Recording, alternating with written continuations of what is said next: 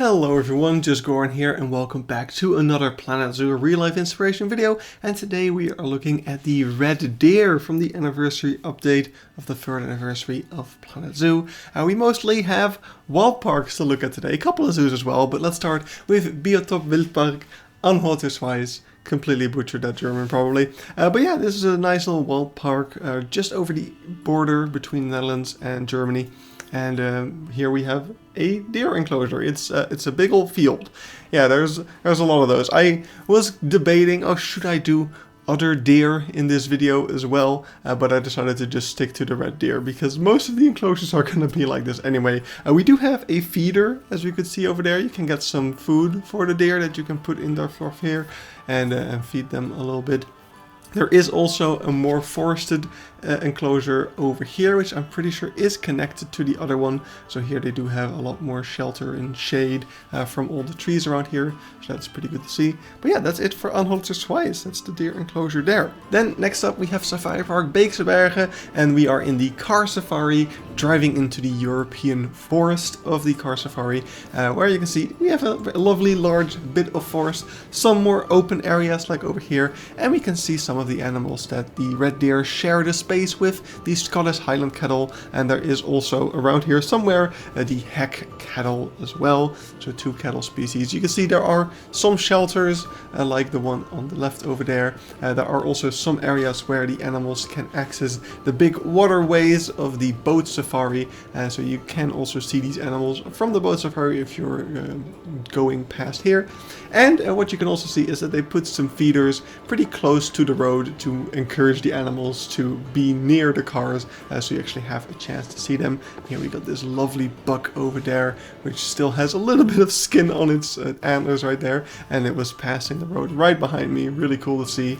But yeah, lovely large space over here. It's actually quite a drive through here until you get to the cattle grid, which leads you into the Asian forest of the safari. So that's it for Beekse Bergen. Next up we have Eindhoven Zoo, where we have quite the unique mixture over here. We have the red deer combined with the Asian elephant. So as you're walking up to the enclosure, yeah, you've got a huge enclosure as well, because of course, yeah, you need that for the elephants, not necessarily for the deer. The red deer isn't the only deer species you can find here. They also share this enclosure with the axis deer, and somewhere you can also see some monkeys climbing around, running around. Those are the crab-eating macaques. So here we can see the red deer enjoying some food together with the elephants. Really awesome stuff. And yeah, you can walk pretty much all the way around the enclosure, getting some really cool views. Here you can get a great view of the moats, which do have a hot wire to prevent the elephants from getting into the moat.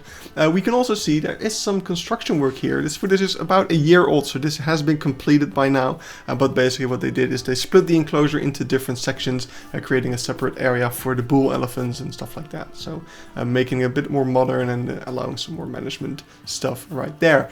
Next up we have the Zoo of Dortmund, where near the edge of the zoo is also a lovely deer habitat. A real spacious one as well. And once again, we got some open areas, we got some forested areas. We got a really interesting piece of shelter over there in the background with a nice green roof, looking pretty cool right there. But other than that, there isn't a whole lot interesting going on. Just a simple mesh fence over here in the front. The terrain slopes down a bit, making it also pretty hard to look far into the enclosure. I didn't really see the deer when I was here either, though I didn't look for them that much. I was more interested in the gaur that were on the other side of the path here, so that was probably part of it. But yeah, next up we have Wildpark Grafenberger Wald, and this is a beautiful, probably my favorite wild park that I've been to, maybe because it was during the summer, so it looked a little bit nicer than Anholter Schweiz did during the winter. But yeah, we've got a beautiful deer habitat here. Once again, a very nice large field with some more forested areas in the back. We could see a little feeding area as well. It said on the sign feeding allowed, so you're allowed to put food into the trough and the deer might come and eat it. We can see a little bit of shelter over there as well. As we come around the corner over here, we get more views into the enclosure as well, as this big gate over here the staff could use to get into the enclosure, even with like larger equipment. But as we keep walking down the road, which by the way I just want you to take in the beautiful nature here with these huge trees, but here we get to another part of the enclosure. I'm pretty sure the two enclosures are connected somehow, but yeah, this was kind of a second enclosure for the deer, which also looks absolutely beautiful. It was a really stunning look right there. But that's it for Grafenberger. Well, next up we have Wildpark Lüneburger Heide. Also technically a Wildpark, although I feel like this one is kind of on the edge of no longer being a Wildpark. Like they have tigers and snow leopards and stuff. It's like, yeah, I don't feel like those are the average Wildpark species. But, you know, we do have the deer here as well. We can see a nice large group of them. We could also see before there was a group of mouflon. They are sharing the enclosure together with the deer. Mouflon is like a wild sheep type. And yeah, this enclosure is also pretty freaking huge right here. Not only does it go on for quite a bit along the walking route that we're on, it also goes pretty far into the distance right there. So just a huge amount of space for the animals to traverse and enjoy. So that's really nice right there. Over here we have a little bit of a playground with also an outpost. Over here we can climb up these little stairs and get a elevated view of the enclosure, allowing us to look a little bit further, although the trees do block a large part of that view, I have to say. But yeah, the deer seem to have followed us here. We can see another feeder thing where you've got this tube where you can put food into and it will end up on the platform for the deer to eat. But that was it for Lüneburger Heide. Next up we have Tiergehegen Kaisergarten in Oberhausen, where we actually have this deer enclosure before the entrance of the zoo. It's not really a zoo, it's like a free park thing with some animals in there. Quite a few animals though, like they've got lynx and stuff. Really cool stuff. But yeah, just a small red deer enclosure right in front there, and that's, yeah, it's decent. It's not huge, but it does have some nice features right there. Next up we have Serengeti-park Hodenhagen, another car safari with a European section, and here we have the red deer together with fallow deer, a Scottish Highland cattle once again, just like at Beekse Bergen, and also the tarpan, European free-ranging horse species. I'm not sure if they're exactly a wild horse. They're either like feral domestic horses or hybridized with wild horses, so it's a whole thing. But anyway, nice enclosure. It's really big once again, though it doesn't look too impressive in my opinion. It is really cool that we have a nice baby Scottish Highland cattle over there. And also in the top right you can see a viewing platform that you can actually walk onto and look at this beautiful traffic jam that evolved here during the day. Really glad that I did the car safari in the morning. Also during the evening, if you are sleeping here, you can watch the sunset over the European forest, so that's really cool. But yeah, back into the car safari. Yeah, there's a whole area. There's also more forested bits over here, although the trees are pretty sparse. There's all these random statues around, not sure what those are about, but yeah, and here you can see some of the fallow deer walking around as well. There are some bits of shelter there in the back, as you can see.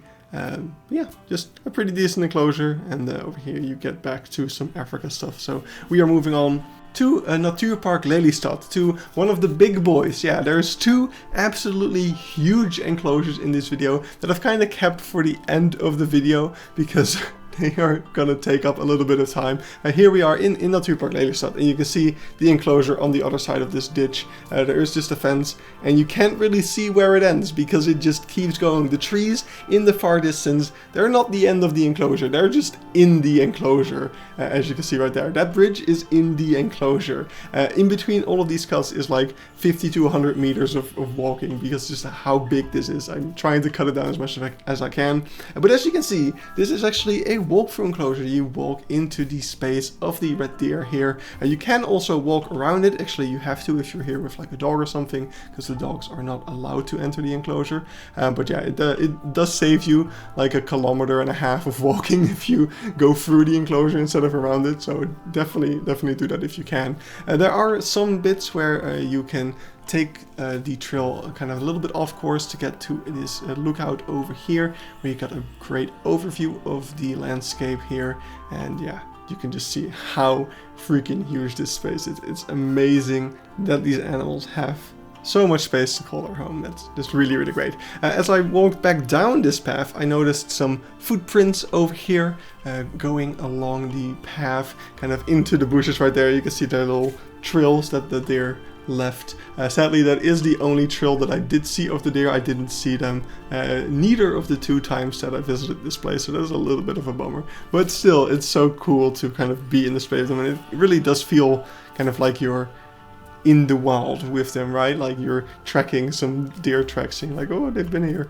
So that's still a pretty cool experience in my opinion. And yeah, it just keeps going here along these birch paths. Yeah, it really just feels like a bit of nature, even though I think I've said this as well in the like bison video or the bison video. This isn't actually like real nature. This is all man-made. The entire province of Flevoland, which is where this zoo is man-made, but still, really awesome thing right there. And then next up, we are going to the domain of the caves of Han.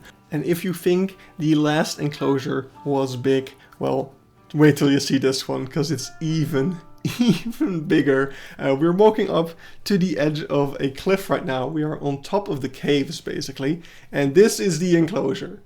This huge field that you can see there is the enclosure. We'll get another peek of it as we keep walking along. Yeah, this is the enclosure. Take your screenshots. We're done here. You've seen the entire thing. Yeah, no, if we zoom in, we can see some of the Przewalski's wild horses, which are also in this enclosure. And you can see they're the little dots right there. It's absolutely enormous and it's absolutely amazing. But anyway, as you're halfway through the zoo, you make your way down the hill and you get to this gate where you enter the enclosure. It's kind of a walkthrough, not really, because there is like some kind of barrier between you and the animals at most times. You can see there's also some hack cattle in here. But yeah, this is halfway through the zoo, like 3 kilometers in, and you get to make the decision. Do I want to continue walking, or do I want to take this little safari bus thing that will drive you to the end of the zoo? What you can also see here is this river flowing by, and where does the river go to? It actually goes into the cave over here. This is the cave of Han. Basically, these are the caves of Han, which is this cave system where this river actually flows for 2 kilometers underground through these caves before emerging again on the other side of the cave near the entrance of this Wildpark, basically. So really awesome thing right there. Entering those caves, which you can also explore a little bit in guided tours. Highly recommend. It's so freaking cool to see. Next time I'm at this place, and I definitely do want to return, I hope to do the longer cave tour. But yeah, over here we can actually see another wild horse over there in the distance, in the bushes on the other side of the river. So they do have this entire space to traverse, and yeah, we have these little ropes between us and the animals that they can also get across there. You should be a little careful. There we can see the tour bus driving around in the distance. But yeah, I decided to take the walking route because I really wanted to take in this entire zoo or wild park myself, and it was a really lovely, peaceful, quiet walk all the way around this enclosure, which is like a 3 kilometer walk that you're taking, but it was absolutely worth it. It was really cool. You can also see over here there's like a campsite where there are some like elevated tents with a view of this enclosure as well. I call it an enclosure. It barely feels like one, right? Like, because it's just so freaking big. It's amazing. You can see all the specks in the distance. Those are the animals right there. So here we also have mouflon. Once again, I think those are probably fallow deer as well. And then we got the red deer in there also. So really cool to see all of that stuff. Over here, as we were passing this map, you can also see just how big this enclosure is. It's like 2/3 of the entire park, basically. Here we can see a little separation area with some feeders right there, which is pretty cool. And we can see some awesome signage right there, which is comparing the animals that are being kept in this enclosure to like cave paintings. And they're kind of trying to draw the parallels between like prehistoric animals and the animals in this space. So over here, we're entering an area which is more dedicated to the heck cattle, I think, which is kind of a stand-in for the aurochs, which is an extinct cattle species that was kind of the ancestor of most modern cattle breeds, and the hack cattle was kind of an attempt by some farmer to selectively breed cattle species together to create something that would resemble the aurochs. So that's why they're here. That's pretty cool. Here you can see we are crossing the road of the safari vehicle, so there are some signs warning you to be careful for the animals as you are now like really entering their space. There's no tiny fence protecting you anymore. But yeah, just an absolute lovely bit of nature here as well. I think I showed this part in the badger video, but we're actually coming up on a point where you can see that deer in the distance, and in front of it is actually some badger burrows, which is really, really cool, and there's some signage about that. So this really is just a wild space. Those badgers aren't like belonging to the zoo, those are wild badgers that kind of taken residence here. So awesome.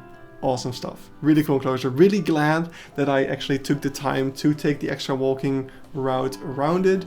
I considered not doing it because I was kind of looking at the time, and I was hoping that after visiting this zoo I could visit another zoo, which we'll get to.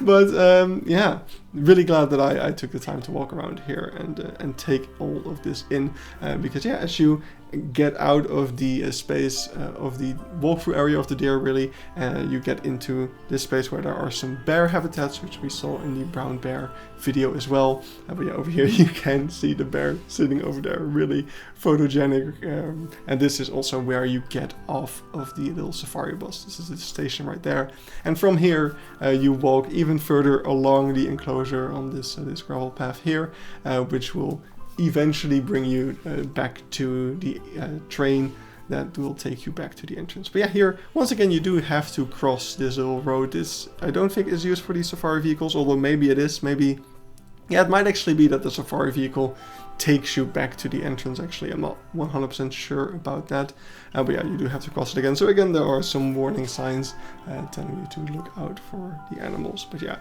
as you finally get to the end of this road, you get to the station of the tram, and eventually the tram comes to pick you up and take you back to the entrance of the park. So really awesome stuff. You basically saw half of the domain of the Case of Han now, so be glad about that. But yeah, as I said, there was a zoo I wanted to visit after that, and I actually managed to. It's Parc Animalier de Bouillon! Whoa! And I almost forgot about them. For some reason, the red deer are not listed on Tiergehegen, but they definitely have them. And I vividly remembered seeing the red deer here because I saw, well, this. There was a red deer giving birth while I was here. So definitely the youngest animal that I've ever seen. It's just hanging out there. And yeah, I hope this is not too disturbing for anyone to watch. What actually ended up happening is I stood here for like 10 minutes waiting for the birth to happen, but nothing ended up happening. So I got a little concerned. I ended up telling a staff member about it with very broken French. I think I just showed them my phone with Google Translate, but eventually they came back to me and said that they did check it out. Everything was fine. The birth happened all without issue. I just missed it because I was in a hurry because I was here like an hour before closing time, so I only had 1 hour to see the entire zoo, so I had to rush a bit. So sadly I didn't see the birth, but it was still a pretty cool experience nonetheless.